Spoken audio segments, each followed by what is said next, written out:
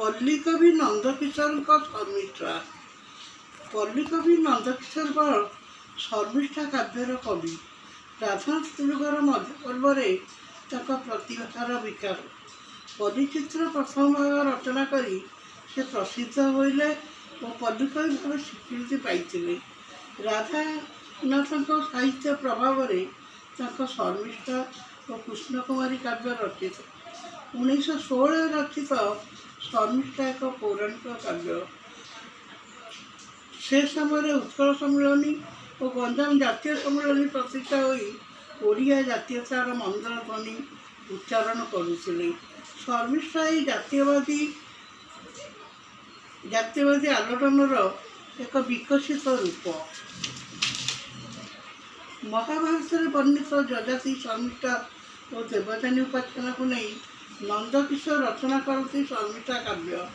କବି ଶର୍ମିଷ୍ଠା ଚରିତ୍ର ମାଧ୍ୟମରେ କ୍ଷମା, ତ୍ୟାଗ, ତିତିକ୍ଷା, ସହିଷ୍ଣୁତା, ଦେଶ ଓ ଜାତି ପାଇଁ ଆତ୍ମୋତ୍ସର୍ଗର ଉଲ୍ଲେଖ କରିଛନ୍ତି। ଜାତି ପ୍ରଥାର ବିଲୋପ ସହ କର୍ତ୍ତବ୍ୟ ସାଧନ ଏହାର ଲକ୍ଷ୍ୟ। ରାଧାନାଥ ରାୟଙ୍କ ରୂପଟ ମୋହ ପ୍ରତିବାଦରେ ଶର୍ମିଷ୍ଠାଙ୍କ ଯଯାତିଙ୍କ ପ୍ରତି ନିରବ ପ୍ରେମ ଚମତ୍କାର ଭାବେ ବର୍ଣ୍ଣିତ। ଶର୍ମିଷ୍ଠା ଏକ ଆଦର୍ଶବାଦୀ କାବ୍ୟ। କବି କହନ୍ତି, ପ୍ରୀତି ନ ମାନଇ ଜାତି ସଜନିଲ, ପ୍ରୀତି ନ ଲୋଡ଼ଇ ପଦ, ଦେଶ କାଳ ପାତ୍ର ବିଚାର ନ ରହେ, ପିଇ ଦେଲେ ପ୍ରୀତି ମଦ। ହସ୍ତିନାଧିପତି ଯଯାତି ଶର୍ମିଷ୍ଠାଙ୍କୁ ସୁରମ୍ୟ ଭାବ ନିର୍ମାଣ ରଖାଇଛନ୍ତି।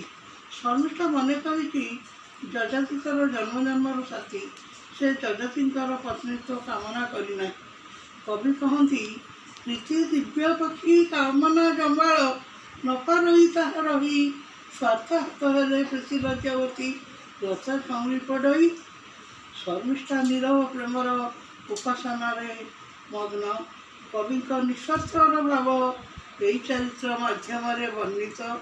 ଶର୍ମିଷ୍ଠା ନିଜ ଜାତି ଓ ଦେଶ ପାଇଁ ଜୀବନ ଉତ୍ସର୍ଗ କରିଛି।